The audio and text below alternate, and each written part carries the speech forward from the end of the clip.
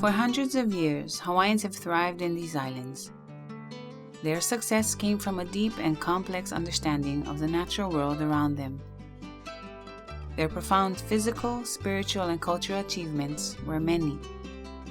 Although much was lost under the destructive influences of Western contact, the knowledge, skill, and practice of ancient Hawaii have begun to re-emerge.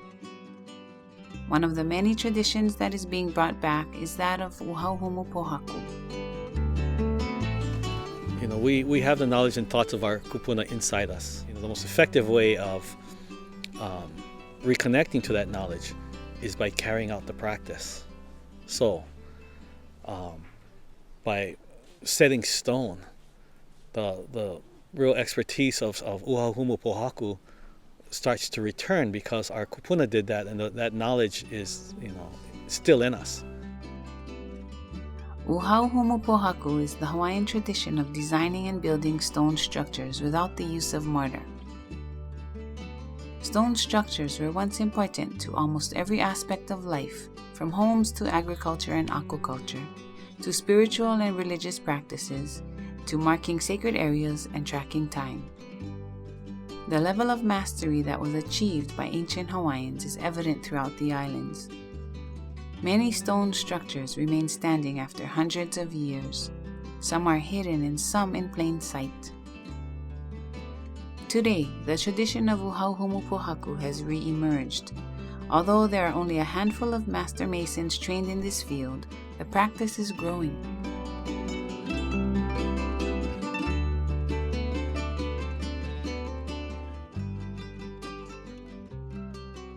Select the right rocks to put in the right place. It'll hold.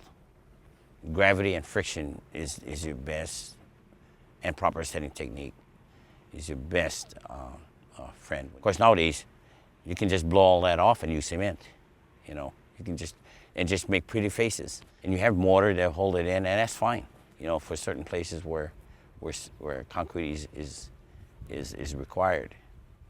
But I prefer to stick to the old way. And a concrete work is pretty similar to dry stacking wall, but it's similar, but it's not, because you got mortar when it comes to cement, and you have no mortar when it comes to dry stack. But it's still the same concept. You're still looking for face. You're still looking, for the nice stones. Part of being a Uhau Humu Pohaku mason in dry masonry is knowing how to repair walls, because these walls have no cement. You're always going to have to go and upkeep it. That's the beautiful thing about dry stack, is it falling down, you can put it right back up in one day. Dry stack is more in tune with who you are. You give a guy a trowel and some cement, he'll put up a wall for you. But you take the cement and the trowel away from him, he's stuck. Dry stack walls, to me, is better because it's cheaper and it's faster, and it serves the same purpose if it's done correctly. You can put up a retaining wall with concrete, and I can put up a dry stack wall without concrete, and my wall will be as strong as yours because of my technique.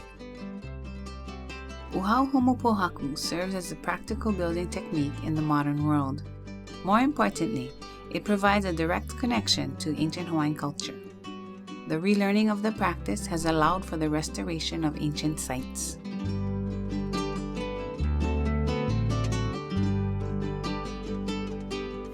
We saw walls that were so pristine, and who knows, 500, 600, 700 years old, was still intact. In the early 90s, I met a man named Billy Fields, who's a licensed mason who also does traditional Hawaiian dry stack. I met him while he was restoring Kukao'oheau in Manoa on Oahu. And we talked about the real need to teach more Hawaiians how to do Uhau Humu Pohaku, so that our cultural sites can be repaired, and that we have a kuleana responsibility to restore them and to be responsible for them and to make them functional again. But at the time, there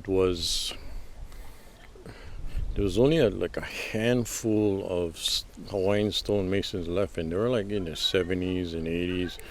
And with the introduction of bricks, lumber, cement, this was a dying trade. And then we realized also that a group needs to take the lead on this. We cannot, doing this informally wasn't really effective.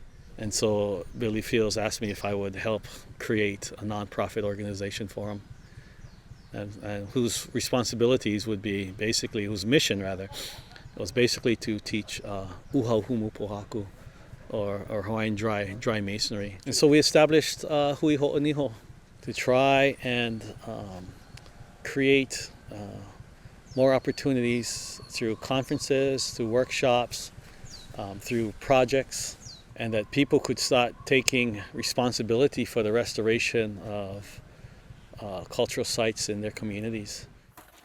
Basically, the foundation word we're going to use is pohaku, stones of every kind. In dry masonry, we set everything flat, yeah, nothing standing up, everything flat, everything moi. Okay. Oh. After years of holding training workshops throughout Hawaii, Hui Ho'oniho is now focused on expanding its reach. We decided that a very effective approach in educating larger, audience of Hawaiians would be to create an educational curriculum. A curriculum to teach Uhau Humu Pohaku in schools to groups of people who wanted to learn this practice, but weren't necessarily able to attend workshops. And so, we got a grant from the Administration for Native Americans, ANA, and the objectives basically are to document the expertise of three who we consider master masons. And those three masons are Billy Fields, Sam Bell, and Palani Senensi. And to document, not just their history in terms of their training and their work, but to also have them demonstrate how different aspects of dry stack, like setting corners, like setting niho stones, like laying out walls, like laying out platforms. You cannot teach a dry stack in a written curriculum in a classroom. That just doesn't fly, because this is literally a hands-on activity. So the student who's watching the DVD, who's learning from this curriculum, can see exactly how dry stack techniques are done. But the whole idea, the whole goal rather, is to increase Hawaiian understanding and hopefully promote Hawaiian practice of dry masonry. The following curriculum will guide you through the basics of Uhau Humu Pohaku. Each section will focus on necessary skills and concepts, from values and beliefs to cultural protocols to actual construction techniques. The curriculum serves as an introduction only to a very complicated tradition. Years of hands-on practice and apprenticeship will be necessary for those who wish to advance their skill to that of master. Not everybody's going to love rocks. Some guys would rather pay somebody to do the rocks.